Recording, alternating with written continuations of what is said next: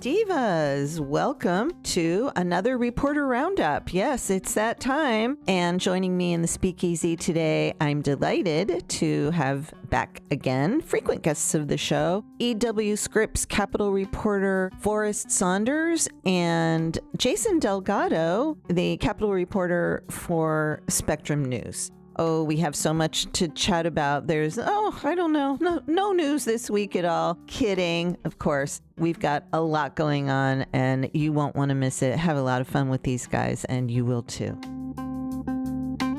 This is the old phrase, right? Which is an immovable object meets an unstoppable force, right? And that's essentially what you've got with DeSantis and Perez. I mean, they're both, prideful politicians that believe in their policies, that don't back down often. And they have found themselves at loggerheads. And I don't really know how this is going to resolve itself. You're listening to Deeper Dive with Dara, a podcast by the News Service of Florida. Let's dive in. Divas, oh my gosh, you love them, and they are back by popular demand. Forrest Saunders, EW Scripps. Still working for them, yes. Capitol reporter, and Jason Delgado, Spectrum News. Hey, besties. I didn't even have to check my notes on that, so how about that? We're a global brand. You are a global brand. Yeah, I think we need to take the show on the road. Let's do it. Let's do it.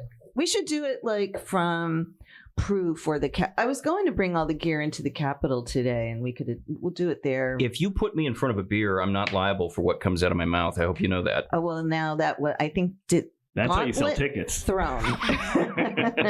Right?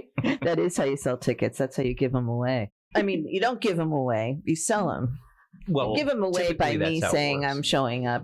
Old loose lip Saunders over there. Loose lip Saunders. I've sunk many a ship. You're not sinking ships. All right. So we're here in the Speakeasy. Let's get going because, there was nothing new to report on this week, was there? Where have you been? Yeah, I'm ready for retirement. I think this session has done me in. I've only been here for 6 years, but it feels like 60. I think our work here is complete. Yeah. Okay. I want you guys to get started. Start telling me. I have a list of things here. Let's look. These are just this week. Are those words? Pick a topic. Okay. Oh, you can't. You can't read my writing. Well, you write like a physician. No, it's cursive, and I respect cursive. I think America needs to get back to that. Budget plans at top of the list. I think that's top of mind. So I think that's kind of, why don't we start from the beginning there? But that was the big story, at least, of yesterday. And I think the talker in there is obviously tax relief of some sort. We've got a three-way split with the Senate president appearing in the middle, offering us a tax relief on clothing. Yeah, his whole deal was, I want an all of the above approach. And what he really came up with, and, listen, this is just my read on it, was a watered-down version of both ideas. I mean, it wasn't, though, really. Wasn't it more closely connected to what Danny Perez was saying? Danny was saying, the speaker was saying, let's reduce the sales tax.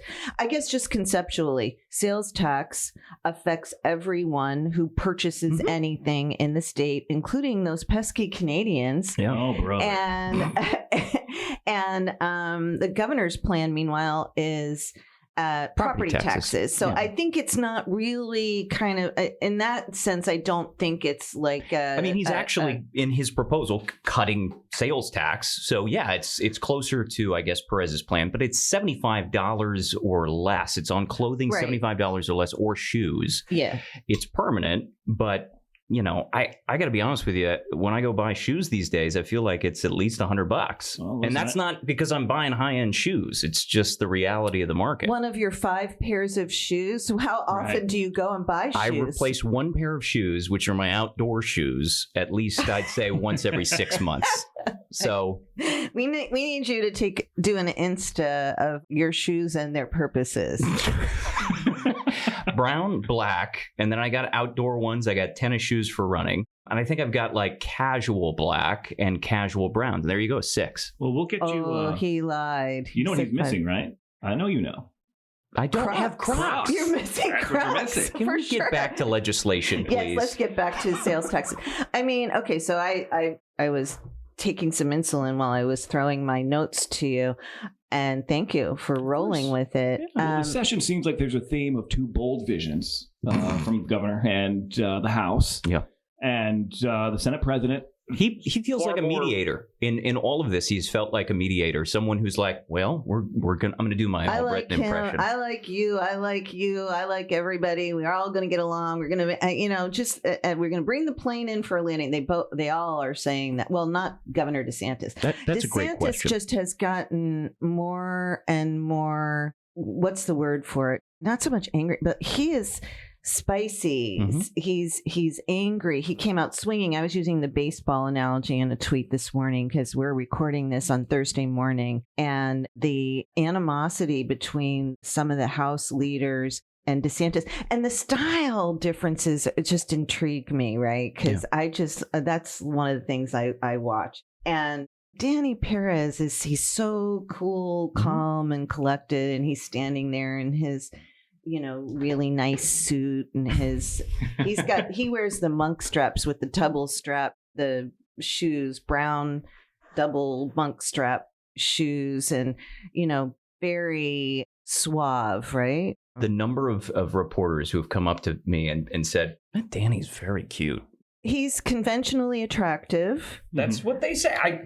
I try not to weigh in on that. He's engaging. He's relaxed. Yes. He will cut you and you won't even know that. I mean, and he does it with a smile on his face, and he's not eyes like daggers. And he's not like, there's not spit coming out of his mouth, and and I'm not saying that there's spit coming out of the governor's mouth, but the governor's flailing his arms around and he's getting very angry, and Danny's like, he's what was it he said earlier this week? He's gotten emotional. He's said that the governor has gotten a little emotional. I don't know if that was this week or last week. And the governor came out this morning. I was just taking some notes on some of the language he was using.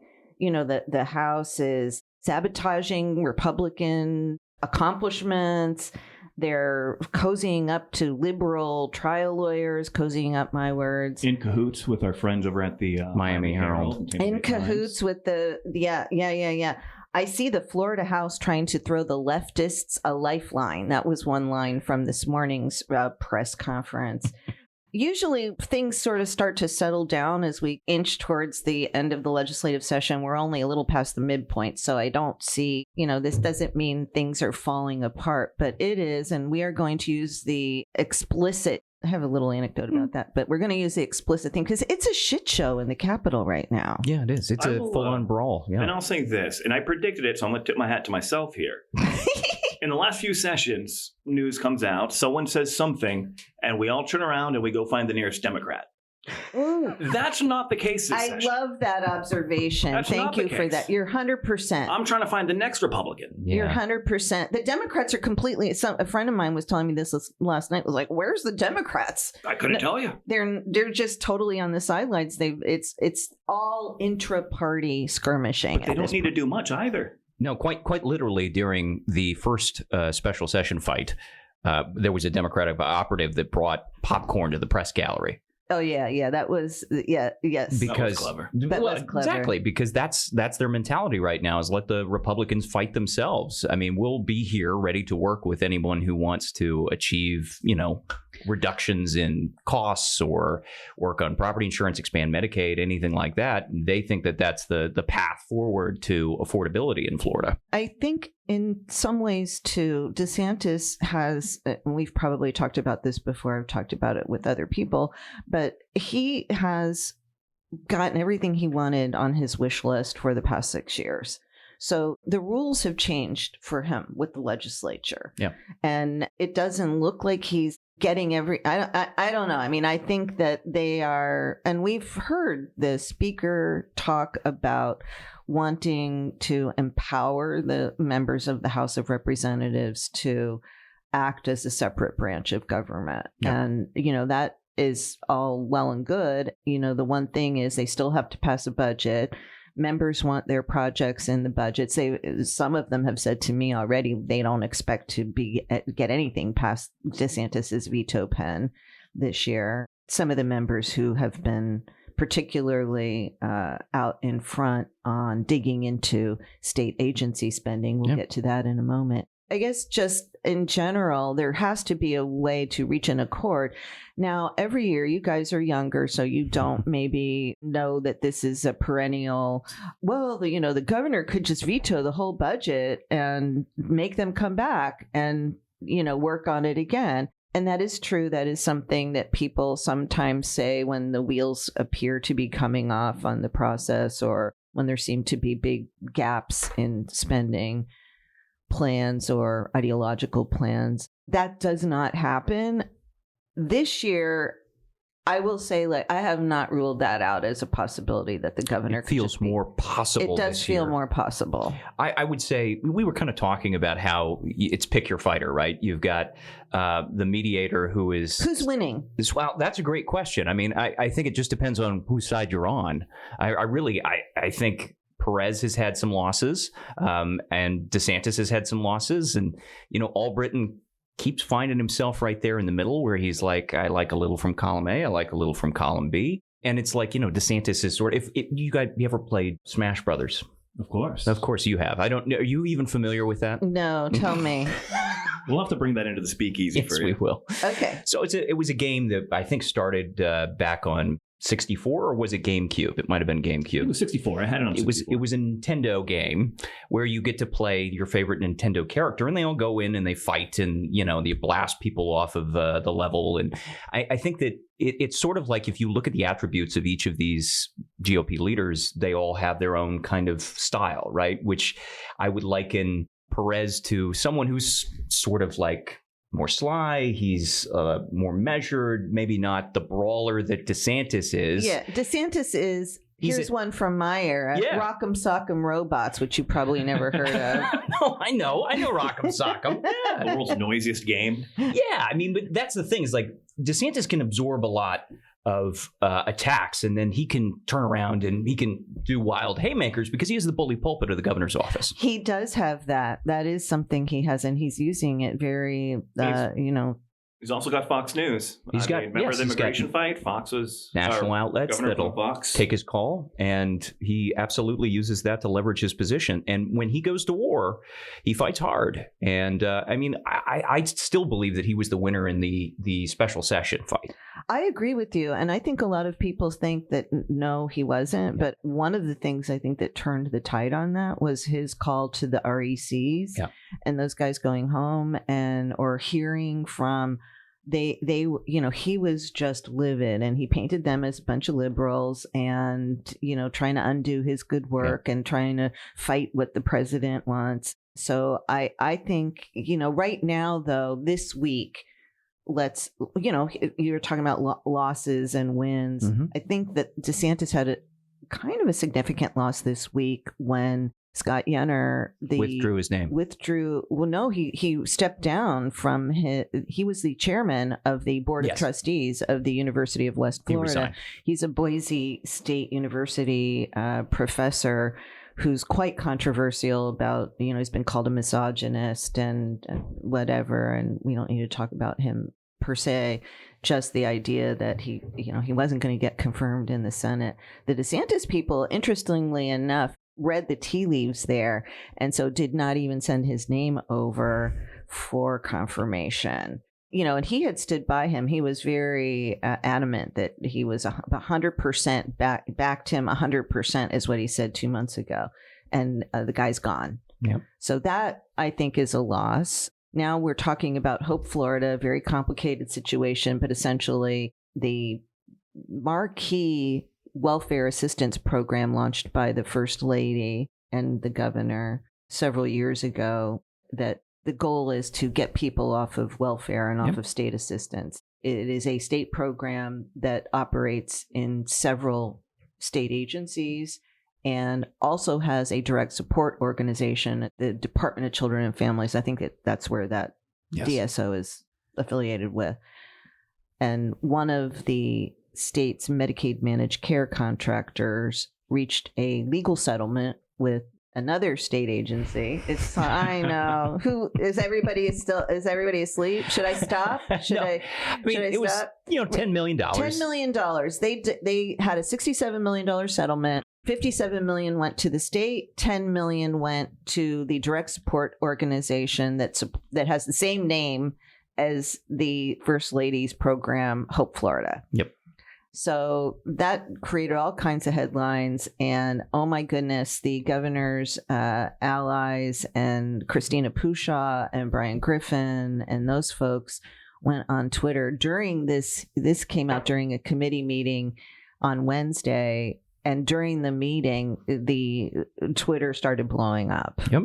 And it was all attacks on the chair, Alex Andrade. And they were, questioning, why would the Republicans do this? In the House, try and dismantle such a good program. And, it was the telltale signs of the DeSantis attack strategy, right? Which is just overwhelm the zone with your Twitter followers and get people frustrated and shame and blame. Yeah. Yes. And then, Andrade is not, he's a bit of a firebrand. He's a scrapper. Yeah. And so he was more than happy to lean in on social media and fire back. Yeah. Well, let's not forget the several minute long video with all the department heads. Oh, yeah. That came out then after the meeting. Yeah. Right. That was interesting. Called it an ambush. Mm-hmm. Well, I think Andrade, did he call it a hostage video? Hostage video. Blink twice. Hostage video. So this went on social media all day yesterday. That was Wednesday. The governor this morning called it a political hack job. Yeah. And said that they were doing this in court and feeding it to the liberal Miami Herald. He's saying that essentially journalists are working with the House in order to smear the program. And the belief is that this is all connected to the rivalry between Perez and DeSantis that harkens back to, the special session. To what, though? But there's got to be more to it. Do you know? I have a theory. Okay. Is that this feels a bit like, and this is speculation, okay? I don't want anybody to read too much into it. But that's what we're doing, right? Yeah. Aren't we? We're just sitting around shooting the shit in the speakeasy. Yeah, well, I might need another coffee. We're all drinking our coffee. But I think that the DeSantis team believes that this is Perez's tight-knit relationship to Donald's. And this is an effort to try and sully DeSantis and the DeSantis world if and when Casey DeSantis decides to get in and run for governor in 2026. Because Donald's is already in, Congressman Byron Donalds. And he's already got Trump's endorsement. And he's got Trump's endorsement. So I think they believe that this is a proxy war within the proxy war. Right? Because the proxy war is DeSantis v. Trump. And they both have their governor nominees potentially, right? But then this is the proxy war within that proxy war where it's Perez going after DeSantis because he's really going after Casey. This is the web of conspiracy that I've got in my room. And that resonates. It's starting to feel really personal now. Mm-hmm. I can see that. And I don't know, where that comes from, or even if it is, because I'm speculating. No, at the crux of this, and tell me if I'm wrong, it's about paperwork, right? About the House asking for more information and data on Hope Florida. Not just Hope Florida, by the way. They're looking into a bunch of agencies, right? Like where are the 2,000 missing cars from the state's fleet management system? That is interesting. It is interesting. And so my thing is, and I'd say this about anyone, if you can't slide me the paperwork and instead you're pounding the table, that only drums up more questions. They're hiding something. I think it's unreasonable to question the questions when you can't answer the initial question. Right. I mean, I believe this all kind of started. But this is their strategy. Yeah. I mean, it is their political strategy, and I guess it's their governing strategy. Mm-hmm. Well, and the other thing is, we still haven't seen a tax return, have we, on Hope Florida? Like that was the thing that have not. And started the whole big argument a couple of weeks ago or last week. Nonprofits are required to file forms called 990s.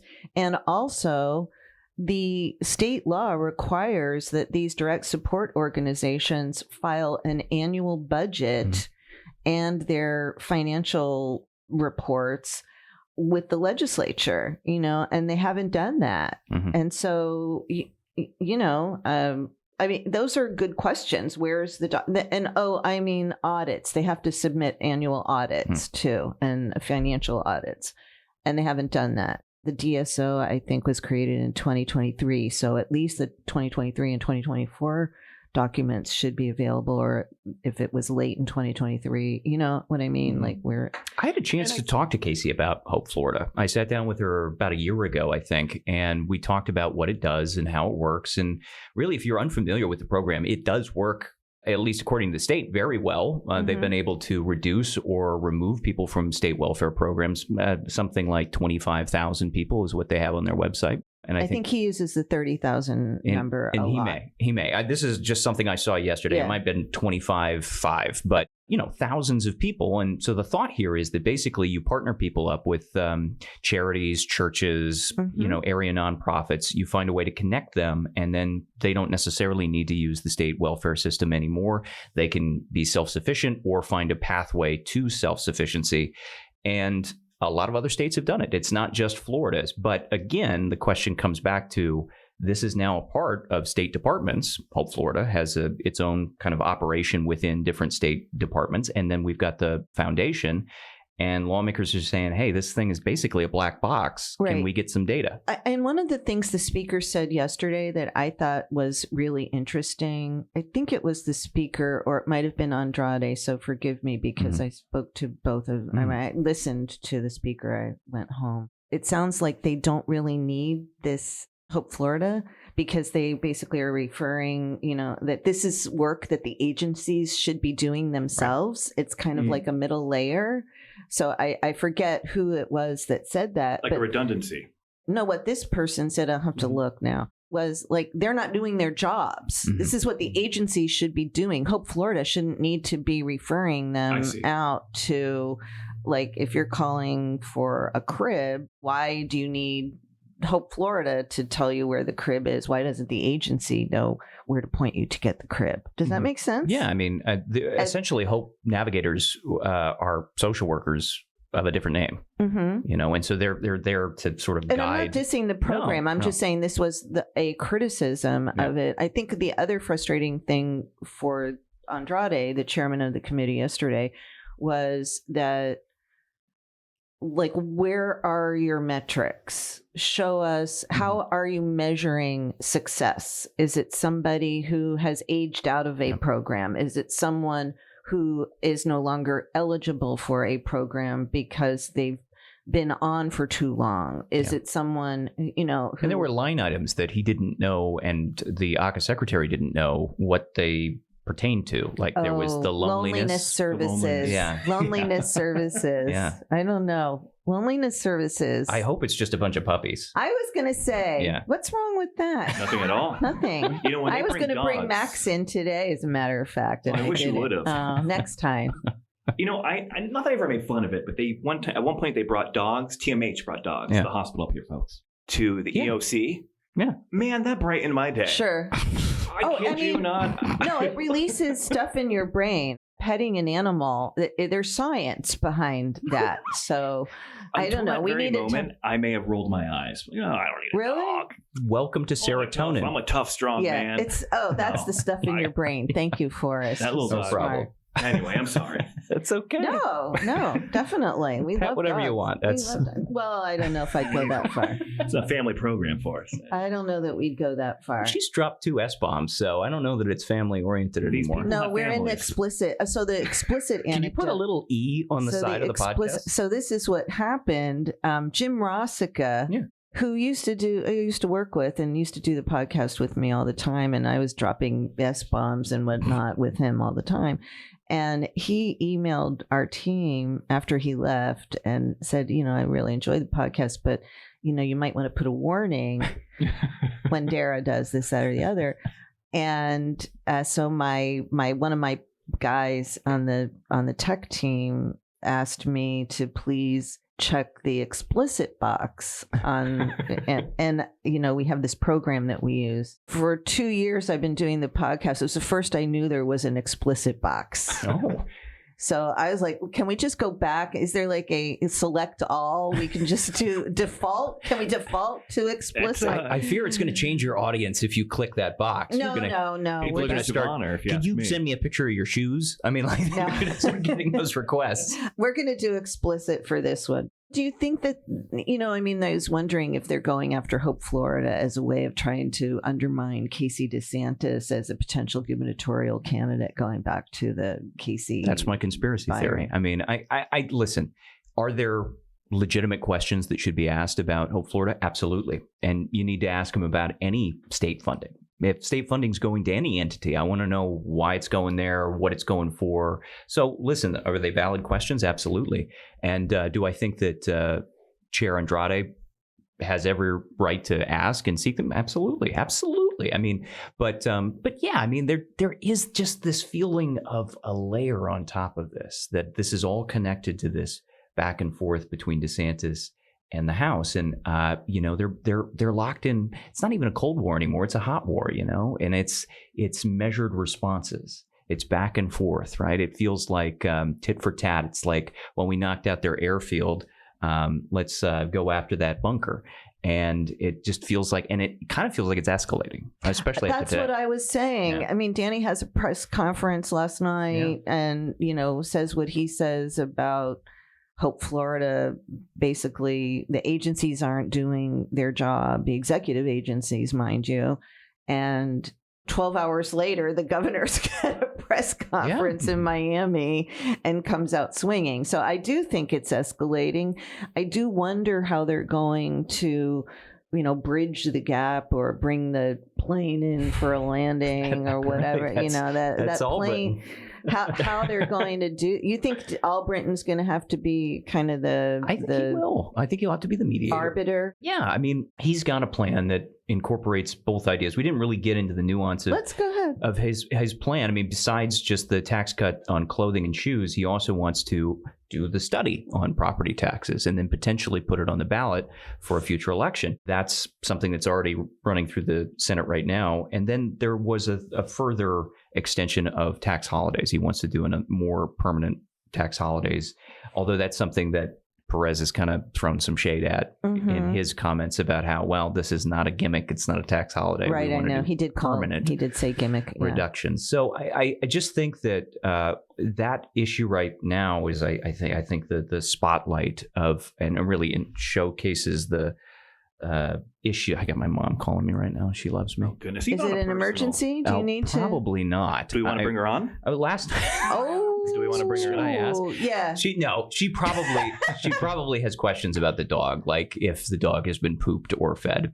Oh, see, you should have brought the dog in. I told her before I left that the dog had been taken care of, so she should know. But I think even on a personal level, the governor, the House Speaker, they don't strike me as folks who are willing to toe the line much longer. No. They're both pretty resolved, resolute people. Yeah. And in that way, I could certainly see. Wait, what do you mean they're not willing to toe the line much longer? I think we've seen, for example, the governor has his agenda. He's pretty adamant about getting exactly what he wants. And on the other hand, even from day one, when he delivered that speech on the House floor, Perez has made his mind that this is my chamber, our chamber, and I'm on a mission to make sure that happens. And whether you call the special session a win or loss for whoever, between the lines, I think we can all read how the House Speaker is feeling and where he stands. And you have to wonder how much longer is he willing to tolerate that. As opposed to Ben, who's maintained, and I'm sorry, but the Senate president. We do call him, just us here call them Ben and Danny, and it is not, let's just put a little disclaimer right now. I have all we do not mean disrespect when we call them. It's actually affectionate, because if we didn't have affection for them, you guys might not feel comfortable saying that because you're probably trying to be more like, we don't have an opinion. We wouldn't be calling them by their first names, first of all. And secondly, I always call them, and you do too, when we're standing there talking to them, we always call them Mr. Speaker and Mr. President. Yeah, you use the honorific. Speaker and President. So we don't mean any disrespect by it, and I think they know that. All love. Yeah, that's just kind of how it rolls here in the Speakeasy. But what you're getting at, casual is, and I agree with you. In our undershirts. Well, we're almost there. Is you've got to, this is the old phrase, right? Which is an immovable object meets an unstoppable force, right? And that's essentially what you've got with DeSantis and Perez. I mean, they're both, prideful politicians that believe in their policies, that don't back down often. And they have found themselves at loggerheads, and I don't really know how this is going to resolve itself, because they both wield considerable power. DeSantis got that veto pen, but Danny is very much in charge of his supermajority in the House chamber, and he has proven that they have the power to override DeSantis doing that at the beginning of this year's session with budget vetoes. Can I make a little detour real Go quick? ahead. Yeah. What's with these pop shots at Representative Cassell? No, it's because she was a Democrat. Now she's a Republican. I think if DeSantis looks at the strategy here, he's able to say, well, she's not a real Republican. This is who they're palling around with now. Right, I exactly. just found that such an interesting and almost irrelevant move. Oh, I found it very intriguing, especially after President Trump was like, yeah, welcome to the party. And You that's know, my come sense. on in. And That should be a victory by all and they're accounts. like she's posing for pictures with Danny, with the speaker. Now I'm going to be self-conscious Didn't about that. the governor welcome Valdez? She absolutely did. Wasn't there a Yeah. welcome message there? That's why I was like, wow, what the? Oh, Yeah. She drew the short stick. Political well, fortunes I think change. on the malpractice stuff, the tort reform stuff, because she's a trial lawyer and they're trying to roll back. She's sponsoring the legislation that would roll back some of that tort reform. And this is like the liberal trial lawyers, as Hillary Cassell, he called her liberal the other day. And I think he actually made a mistake and did a mashup of Valdez and Cassell when he was talking, he's disparaging the Went after the wrong one. yeah. Have you gotten any of them on camera or in interviews this year? Yeah. I haven't spoken to him. Just curious. Yeah. I'm gonna try to get Rep Cassell on the podcast. Mhm. Don't you think? That's a good idea. Yeah. I talked think to Rep I'm gonna try Valdez about one of the issues. I can't remember what it was exactly, but she obviously recognizes that she's she represents a purple district, and she's being careful, I would say, on some of her policy positions. And I believe Cassell voted against the reduction of the gun buy age. So she's obviously still has conviction in some regardless of the party affiliation. She look at her district. Yeah, exactly. That's very. These people are. I wouldn't call that district purple even. I don't know. I haven't looked. I don't know about Cassell's exactly, but Valdez, that's Hillsborough. Right. Yeah. I would say that, they're mindful that they are walking a road. And according to their statements, they both felt like they had been neglected. They had been ignored by, their beliefs, their feelings, their concerns had been ignored by the caucus, right? Centrists, maybe. I think that it's centrists in both parties have found it hard to find a home. Yeah. That's what they've told me. And not just legislators, but voters. It is a polarizing climate out there. And if you are someone that, I've heard people go after Corey Simon because Corey did not vote in favor of the 6-week abortion ban. He got a pass. He was able to. The caucus knew they needed someone here. Right. And the Republicans were happy to digest that vote, knowing that they would have him for other things. Who was saying they were unhappy that he voted against it? This was during the campaign. Constituents. Yes. Yeah, this was during the campaign. And so, everybody was throwing everything at the wall at each other when he was running for re-election here in 24. And that was one of the things that came up. I think it was Darryl Parks who was running against him. But the interesting thing was that Parks was talking. One of his campaign ads was going after Simon for voting in favor of the ban in committee, but then of course he didn't vote for it when it was on the floor. I thought Parks would do better than he did, but he did not. As did I. Yeah. As did I. It's a tough time to be a Republican in Florida. It's a tough time to be a political reporter. Well, I think the one thing that the Republicans in the House have that helps empower them, helps them be more comfortable with being at such odds with the governor, is Trump.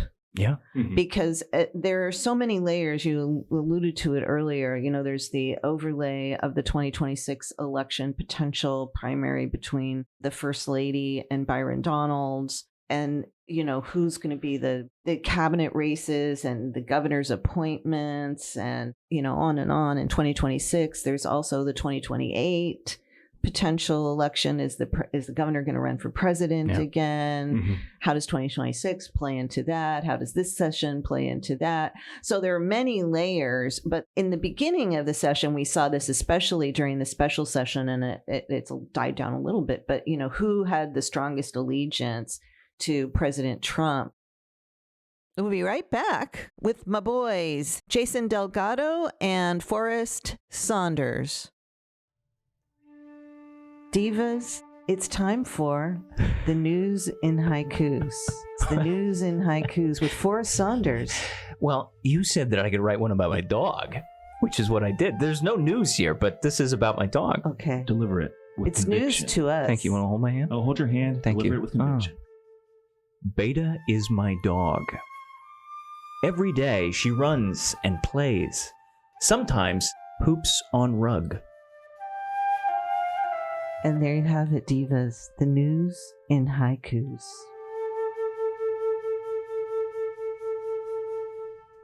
Don't forget, we'd love to hear your haiku. You can slide them into my DMs, or you can send them to podcasts, that's podcasts with an S, at e.newsserviceflorida.com. Wherever you're listening, please don't forget to subscribe and give us a rating if you like what we're doing.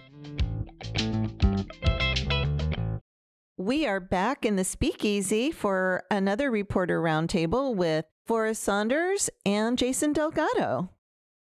That brings me to another item, and thank you, Forrest, for pointing it to. You could read that on my list, which is the Gulf of America. Did both chambers pass that out this week? Yes. So It we is now headed for the governor. it is now the Gulf of America. I'm curious, what did you guys change your style? What is your style now for referring to what we used to call the Gulf of Mexico, and some people are still calling the Gulf of Mexico? There is actually a little bit of fear when you ask that question. I mean, Okay. Well, you don't have to answer. No, I'll tell you. Okay. I just call it the Gulf. The Gulf. Wise man. Yeah. Wise man. You know, we Yeah. both talked about it. Yeah. Did We you? sat there and we were like, what do we do? The Gulf. Puzzling it. Because we don't have a standard. I mean, Scripps hasn't sent out any kind of I missive saying, see. hey. So we use AP style. Yeah. I mean, and Oh. AB So style. we're screwed. Yeah, you have to say. Sayonara. I mean, it's definitely a contentious question these Yeah, days. it's interesting. I'll send you. I don't know if you guys subscribe to the AP style book, but I'll send you the item on the Gulf of Oh, America. please. There's a discussion about it on the AP style book, and it's to me it's interesting. You know, But it doesn't. In the end, it doesn't matter because we're going to say both. You know, going forward, if we do any story like of the bill signing, we're going to say, you know, what many still refer to or what some still call. I mean, we're going to have to say it.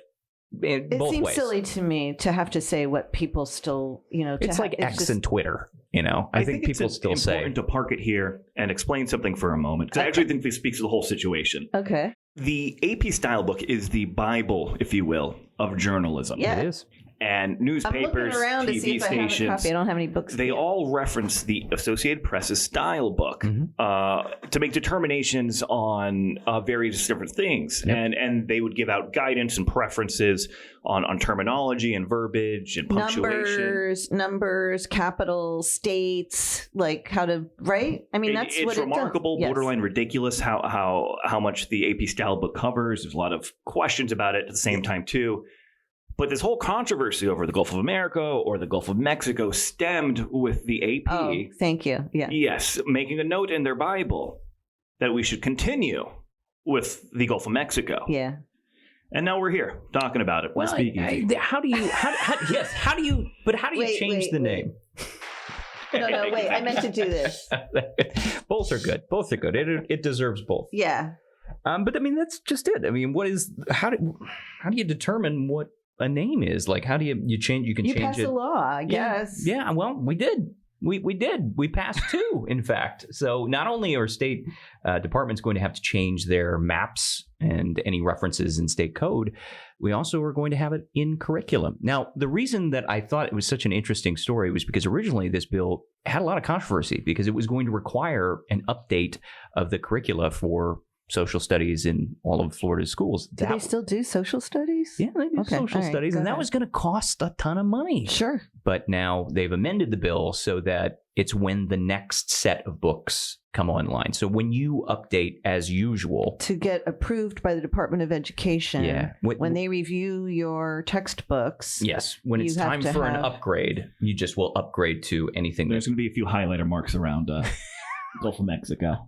I had phalluses all over my books when I was in high school. I mean, we used old text. So, Phalluses. oh, yeah, just everywhere. Didn't matter. Manatees, whatever. I went to an all-girls school, so we didn't have so much of that. Not so much of that. I'm trying to remember if we had used books or if we had to get them new every year. Oh, These man. kids are using iPads now. Yeah. Oh, yeah, that's Yeah. right. I guess they don't use hard Yeah, copy. I was looking around in my office for a hard copy of the AP style book Bible, and I don't even have one here. I had one in my old office in the terracotta room, and I have one at home, but I have it online now. So Well, we've all met that guy, that editor that knows the AP style book, Oh. Like the back of their hand, and they're eager to call you out, and it's like, hey, buddy, is this the hill we're gonna? Yes, and it's been softened, I think, for broadcasters because we're so often encouraged to write and speak very conversationally. And, we don't typically speak in strict AP style. So I will say that I think I was one of the first reporters because they have like Ask the Editor thing. And I did send a question before this all blew up. This is the reason the AP is shut out of the briefing room. Mm-hmm. So before this all blew up in Washington, I sent a letter saying, because I sent a message to them saying, like, what's the style? Are you updating the style on the Gulf of Mexico? And then a couple days later, this all started blowing up because we were wondering, what are we going to do about it? And now you're on the front lines of this fight. No. No. Anyway, all right. So another thing that happened, because so much other news. Well, let's go back to winners and losers. Who else do you think? I mean, I gave you a loser with Yenner. Who do you think were winners and losers this week? I think my sleep schedule was a loser. Yeah, certainly. Yeah. All right. Andrew Bain was a winner. Andrew Bain lost the election to Monica Worrell, who... Monique. I'm sorry. Down on the ninth. Monique Worrell, the prosecutor that Governor DeSantis suspended from office, and she ran for re-election, and she was re-elected. Now she's down there as the prosecutor again in Orange and Osceola counties, I believe. And drawing the attention of the current AG. She is, yes. She's decided, institute a policy to no longer take up cases referenced by PDs and sheriff's offices that involve a non-arrest, apparently down in Orange County. Osceola County, too. Yes. They've got a backlog of 13,000 plus cases. I was going to say, yeah. That announcement went out. That's interesting. So you know about this. I'm glad I mentioned it. Yeah, that's my district. Good. And tell us about this. Well, look, there's no secret. There's bad blood between the EOG and Ms. Worrell. And she was suspended and then subsequently reelected by our constituents. Anyways, she makes that announcement because apparently there's a backlog of 13,000 cases. And I'm not non-arrest cases. Mm-hmm. Now, I'm not an attorney, so don't email me if I get this wrong. But essentially, a sheriff or a deputy, a police officer can show up on a scene, say, I don't have the probable cause to make an arrest here. Instead, I'm going to reference this case to the state attorney, who can later make a decision. Okay. So apparently we got a boatload of those down in Orange County for whatever reason. And so she's decided, I don't have the manpower, the bandwidth to process these. Oh, boy. And so we're putting the kibosh on them for now. And then maybe a couple hours later, the new AG. Oh, boy. Yeah, he used to be Governor DeSantis' chief of staff. Really... That's what blows my mind. Trepidatious about doing anything to call attention to herself. It was a press conference, too.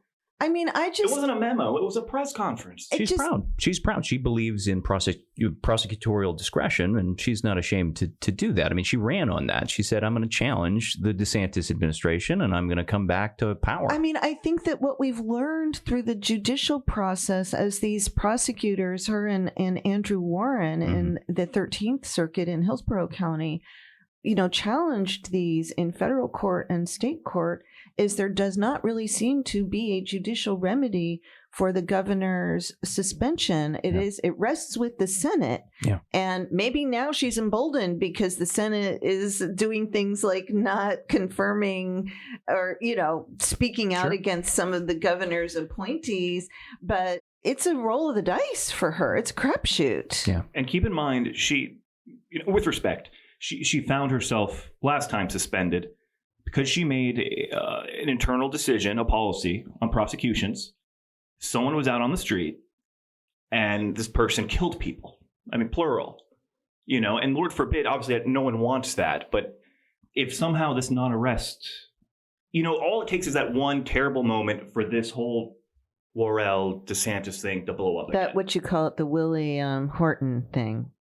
She's yes, and she's obviously under the microscope right now, and she probably knows that, but she felt emboldened by either her position or her belief that, hey, listen, everybody's trying to find efficiencies right now. Interesting. I find that really interesting. I'm glad I brought it up. Governor suspended Worrell, appointed Andrew Bain. Mm-hmm. Andrew Bain ran against Worrell and lost. She won by 15 percentage points, I believe. And now the governor this week appointed Andrew Bain to the Orange County Court. Now that's county court. So, but that is within her circuit. Mm-hmm. So, what is, and apparently though, it was well known because there were 3 new judgeships added to that county court last year. I guess I was talking to somebody in the governor's club the other night, and they were saying, well, everybody knew he was going to get one of those positions. I didn't know it. I'm up here in Tallahassee. Was it not a surprise, or? I'm not going to sit here and say I knew for a fact, but there was always the impression that I've gathered from others that, and we've seen this in DeSantis's orbit where losers get appointed. Yes, you land somewhere. And we saw that with, I shouldn't bring it up. The guy down in Broward County school superintendent, I think, right? Gilzine too. Remember, he was on the district, Central Florida Tourism District, a former Reed Creek. Right. Then he became supervisor of elections in Orange County. That's right. Then it was contracted back over to. Well, he's, rewarding loyalty, I guess is how we would say that. That's not unusual. Okay, what else we saw this week? Fluoride ban. Oh, yes. What do you guys think about that? I think it's one of the reasons why I have not. Listen, I'm not a scientist. I'm not an expert. I'm just basing it off of what I've read online and what I've seen from prior administrations and their belief that fluoride is beneficial. But I can also speak to my own personal life. We had fluoride in my water when I was a kid, and my dentist has always told me that's probably one of the reasons why I have very strong teeth. And I've known people from foreign countries who have really terrible dental problems, and the reason is because fluoride isn't added. Now, here comes that ethical dilemma, right?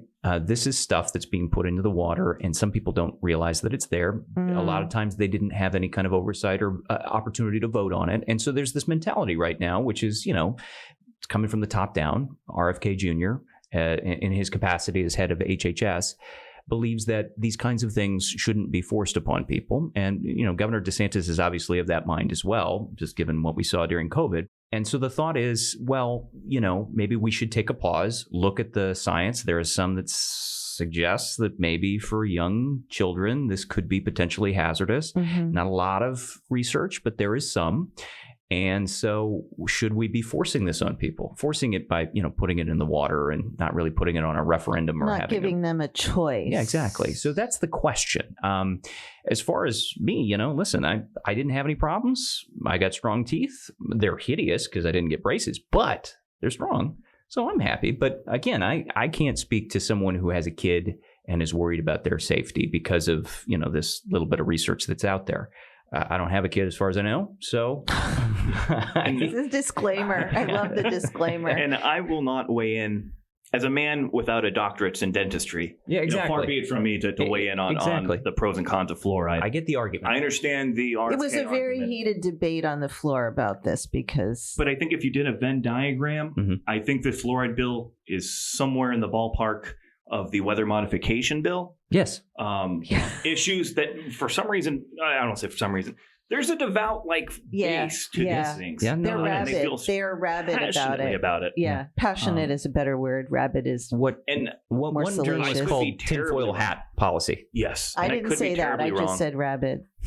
But up until this point, I don't think weather modification or fluoride has altered the trajectory of my life. Yeah, exactly. So yeah, I don't feel the weather modification thing to me is so out there. I'm just going to say it. I didn't even know this was a thing, and then I started poking around. I mean, it's really, people do feel very passionately about it. Yeah, but yeah, the interesting thing is what we heard on the floor and the conspiracy. There are kind of two different things, right?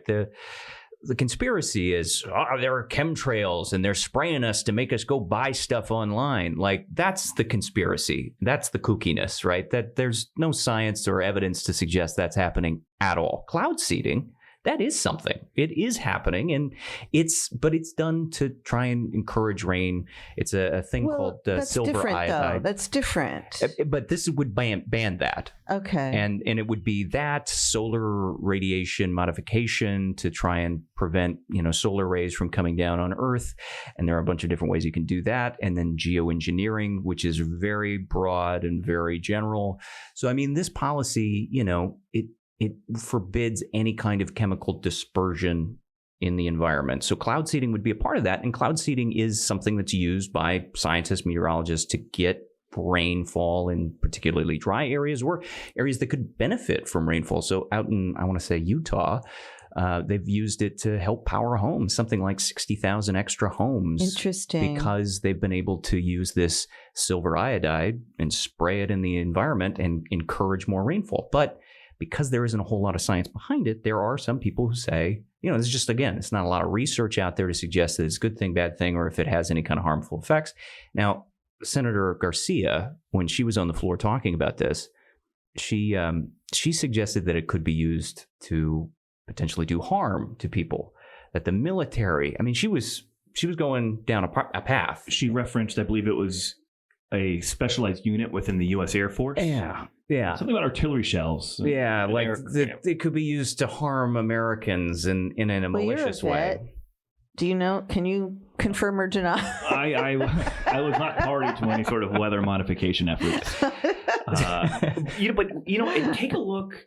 So I was like, the interesting thing about this, at least covering it, was that the more I read, the more I realized I don't know anything about this. Yeah, I didn't know. I didn't even know it was a thing until it became a thing this year. Some guys in committee, it wasn't on my radar screen. And he's smart and he's defending. Whoops. The radar screen. But, let's say, Forrest, a uber wealthy industrialist, decides he wants more rain on his property and begins conducting cloud seeding. Sure. Like, I didn't even realize this, but there's a world where he does that. He sprays that stuff in the sky. Yeah. But he's stealing the rain from the clouds that would have rained on my poor little property. You don't want to talk about starting to steal water. I mean, the Saudis are stealing water left, right, and center out west from farms, but that's a whole nother. I'm in committee and they're having this conversation. Yeah. I'm like, wait, we can steal water from clouds? No. Yeah. Again, this is not something that can really dramatically change the weather. I mean, this isn't something like what Marjorie Taylor Greene was suggesting when we were in the middle of the election and in between two hurricanes here in Florida, where, they can control the weather. You might remember that post she put out there where she was suggesting that I do remember the Biden administration was trying to generate hurricanes so that people won't vote or something. That's not happening. Yeah. That's crazy. I guess it is. I'm going to say this in this way, that it is an era now in which people are more skeptical about what was considered to be science. Mm-hmm. What does that say about what we do? Are we dropping the ball? Are we not informing as well as we used to? I wonder this all the time. I mean, you seem very knowledgeable about this cloud and weather modification. He's a sky watcher. Those skinwalkers are real, man. I think it has more to do with distrust of institutions. Yes, I think at the root of America's woes right now. But when it comes to the core of that, right, which is information and how people get it and where they get it, I think more people are gravitating towards things that support what they think they already know, rather than challenge them to believe what is our effort is finding the factual truth. And if NASA says something is true, or NOAA is better in this example, NOAA says something is true, then if that does not align with what people have heard on Facebook or on Insta or in their feeds or, on Fox or wherever they get their news, or on the other end, MSNBC or whatever, then that diminishes their trust in the institution because they're not supporting what they believe. Yeah. So, I mean, that is critical to me. That is it's a tipping point in terms of the ability to communicate ideas with the public that is distrustful not only of Dara Cam, but of the institutions, as you said, that we once relied on, that, are collecting data and analyzing exactly. it. Yeah. And I think I think the distrust is a symptom of the democratization of information. That took a lot to get out. No, that's very apropos. 100 very years ago, insightful. 75 years ago, for the lack of a better word, mainstream opinions were 3 networks. Right. Not that they really had opinion shows back then, or maybe your local columnist. Today, I mean, there's a million avenues for information. Yep. A million different takes. Right. And given the distrust institutions, and people, look, I get it. They're wandering on their own, trying to process the information that's in front of them, based on the experiences of their daily lives. America's not a very homogenous society. We're a very diverse place. We're different oil races, and water. different religion, and so I think there's always going to be some sort of conflict's a strong word, but Tension. Correct. And then, you factor that with, the growing distrust in institutions, the democratization of information. And I think this is why we have, at least what I feel is like a constant bubbling of society. Right. Well, it was supposed to be a melting pot. That was the goal, right, of America, was that we would bring all of these wonderful cultures together and have a unit, one strong unit of Americans. But I just feel like the proliferation of social media and the ability for people to gravitate towards their own beliefs and silo themselves. Well, and this is all coming at a time when the pendulum is swinging from, I had Ray Rod on here a couple weeks ago, and he was talking about, we've done away with indoctrination. Well, the indoctrination it's considered indoctrination by conservatives because it was more liberal experts or professors that were dominated higher education. Ray Rod's the chancellor of the state university system. And so now we're swinging that, we're replacing the liberal academia with conservative academia at a time when you say the democratization of information. And so the way that information is processed at that higher level and fed to young people, I mean, I think we're at a real turning point. Yeah, I feel it too. And I don't know what the next generation is going to look like, when they get to be, oh God, my age or the next generation after them. I just, I don't know what that landscape looks like. We look at broadcast news. It's not what it used to be.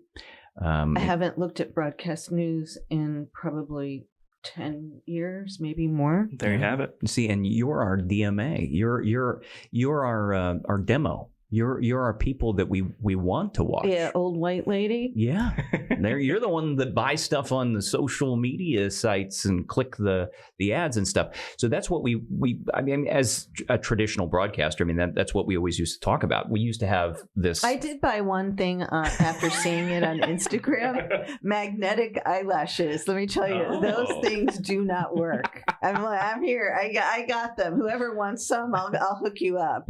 So we used to have Martha, which was the person that we were trying to encourage to watch our shows. And now I'm Martha? You're Martha. Oh, God. Just let me slip my wrists right now. No, but look at this. And I found this in committee on Facebook. Take a look. It's called Florida Skywatchers. It's people across Florida, presumably elsewhere too, submitting photos from abnormalities they see in the sky. Yes, the UFO crowd. 95,000 followers. In first few posts, 154 comments, 318 shares. I mean, the numbers are through the roof. And so I can't fault the bill sponsor. No, I get it. She says her phone line, her inbox is blowing up. Yeah. No, and she's representing her demo, right? Her district. Wow. But here's the thing, right? It's fun to believe those things. It tickles you in a fun, exciting way to think that there is something beyond this ethereal plane or some kind of grand conspiracy and you're a part of it and you saw it. I mean, it just makes you excited to think that either aliens exist or that someone is sprinkling chemicals on you. I mean, it is, who doesn't love to believe in a crazy conspiracy theory? But the problem is, Me, I don't. I just think it's exciting. Think of how successful movies about conspiracies are. I guess Marthas don't believe in excitement. Well, but my point being that that really hurt. Like, I'm going to go home and lick my wounds for the rest of the day after that. Fuck you, Forrest. Martha's a good person. We like Martha. Sure, because she buys shit. Yes, she does. Way to alienate your audience, Forrest. Yeah. Let me be honest with you. This I'm is blushing. just. I hope I'm blushing. I'm giving you truth bombs. Yes, he's truthing me to death over here. But my point being, just to put a bow on it, Okay. is that it can be exciting to believe in a conspiracy theory, and you can feel passion. You can feel like you have a network of people who back you up, right? And so it's a way that people can feel part of a community. I'm not one that believes that there was anything fishy going on with JFK. I'm not one that believes in aliens, and I am someone that you got to show me the data before I'm ever going to believe you on anything. I'm not someone that subscribes to conspiracy theories, but I do get tempted by them, like I think so many people do, because they can be exciting and compelling. You're telling a crazy story. Who doesn't love a crazy story? Well, we all want to belong, Right. I mean, we all want to feel like we belong, and I don't know, mankind has been making shit up about natural phenomenon since the beginning of time. We use it to explain things that we don't understand. Yeah. And sometimes those stories get so elaborate. One of my favorite movies is actually JFK. It's a great movie. Oliver Stone, love. I never saw it. Oh, and listen, it's full of crazy conspiracies. Right. Didn't happen. It was Lee Harvey. That was it. Back into the right. Yeah, back into the right. You know the quote, right? It was even in Seinfeld. They lampooned it, right? Yeah. So, but it's a great movie. It's a fun, compelling story. I don't believe it happened. Well, we got far away from winners and losers. Winners and losers. We work in Florida politics. Do we have any winners? Do we have any winners this week? Who was a winner? Who wins? A winner. Old Navy. If I think the Senate president gets his way and get a close discount. Well, I was going to say, I think the Senate president. Old Navy. Sorry, I didn't make the connection. No. Right. I think Senate President Albritton is a winner of sorts, right? Like I think that he was able to get through a lot of his agenda. He got the rural bill. He got the education reform bill. A lot of these things were passed, and he's making progress on some of those goals. The problem is, we are at such an interesting crossroads right now where a lot of the big legislation of this year does not match in the chambers. I know. How does that get worked out? I don't know. And that's because they're still pretty far apart on their budgets. $4.4 billion. That's some change right there. A chunk of change. Yeah. Yeah, and there are just a number of policies that aren't aligned or aren't moving in one chamber or the other, right? But does that end up getting thrown into the negotiations over the budget, and then something will pop up as an amendment on the floor? That's the expectation. Last week of session. And sooner or later, something has to shake out, right? Yeah. And tell me if I'm wrong, but $4.4 billion is a pretty good chunk of change to try to just patch over. When then you get tax policy on top of that, which is going to shave off some of the money. Policy and dollar figures that are kind of far apart. So I've got a winner. Okay. Senate and House Democrats. They're just staying out of the fray. Yep. Interesting. No one's wounded. You're going to get a phone call from Jackson They're all Peele. accounted for. Look, and they don't have to burn any ammunition fighting Florida Republicans. They can sit back and watch them fight themselves. They can let that just simmer. Eat popcorn. Yep. Eat popcorn. All right. And then what are we looking for next week? Oh, I haven't even looked. I'm still thinking about the Masters. I think it'll be interesting to see how this tax policy shakes out and where the debate lands. I feel like this is going to be an ongoing simmering thing. Floridians have been clamoring for some kind of affordability fix. They want something done. And what does that look like? Well, we still don't have a firm plan between all three major parties, right? So I think that's one to keep watching. I'm gonna watch that. I'm gonna see if now this is interesting. I've been waiting to see if the gun bill, the purchase age bill, is gonna pop up in the Senate. It doesn't look like it's gonna happen. Really? It seems pretty clear to me. They pulled the Senate version. The president has been very coy about that, though. But that legislation was pulled. It's been withdrawn. I don't know if that means that we're going to see it amended into something or pop up in another fashion, or they're just going to take up the House bill. It could. It's funny it could because be it makes it easier to amend on the floor. Yes. That way, you only get procedurally. you only get so many questions in a press conference. And I think I asked him last week about the bill. And you did. It almost felt foolish because I was like, well, I've heard the answer. I'm probably going to get it again. But I was like, well, why not? Well, hold on. I got to hold a cup here. Lo and behold. I'm working my way there.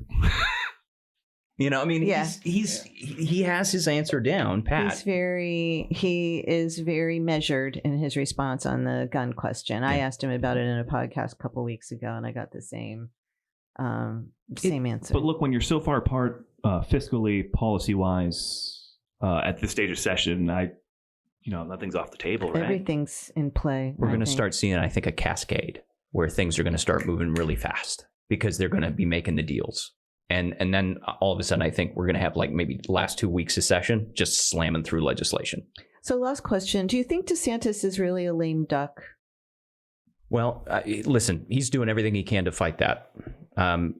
He is constantly advocating for policy. He is, but that's not really what the question is. The question is he having an effect? Because a lame duck has no effect. Doesn't matter. I mean, you can scream and yell, but is he a lame duck? I think this session will be a test. If he gets some of his major accomplishments done, no.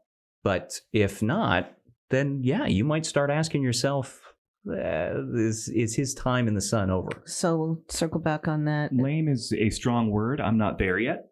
Right. What I think everyone could agree on is that the strategy and manner by which he is governing now has required to change.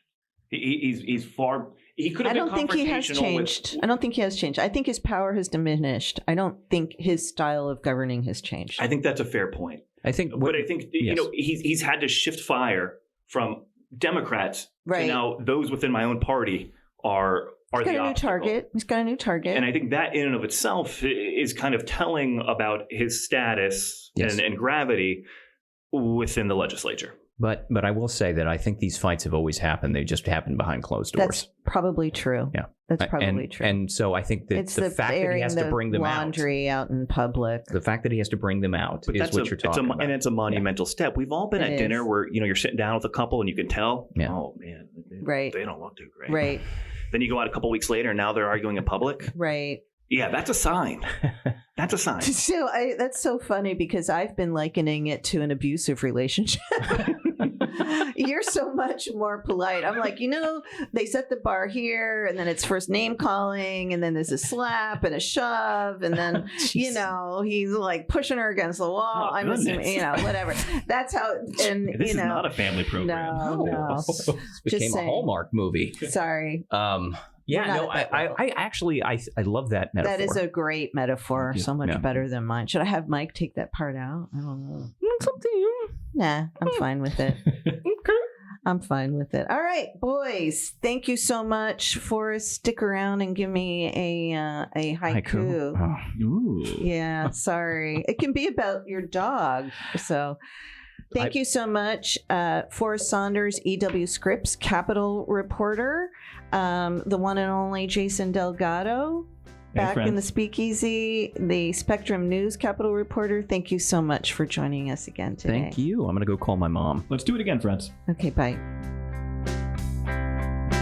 Thanks for listening to Deeper Dive with Dara, a podcast by the News Service of Florida, hosted by News Service senior writer Dara Cam and produced by me, Mike Exline. Music for the podcast was recorded by Periodic Labs, LLC.